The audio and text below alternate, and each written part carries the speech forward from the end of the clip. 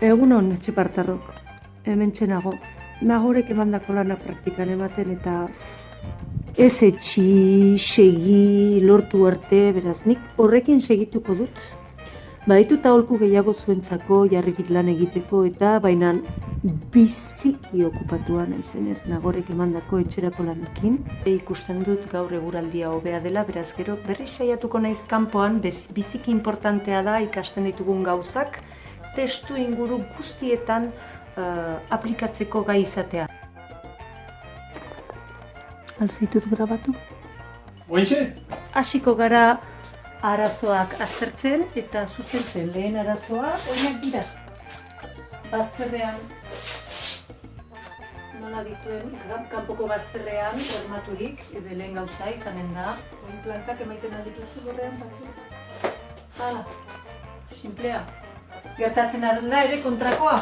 Eta barruko bazterrean ukaitea hankak sobera bera egiten duela.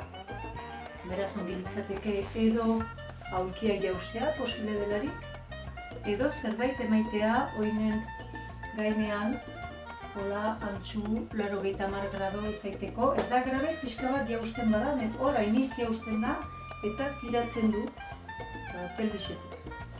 Beraz, nolabait, beraz, lehena oinak, hankak, 80 grado, eta orain besoak. Besoentzat berdina, 80 grado, eta kasu idealenean, eskumuturra zuzendoa besoarekin batera marra zuzenean doa.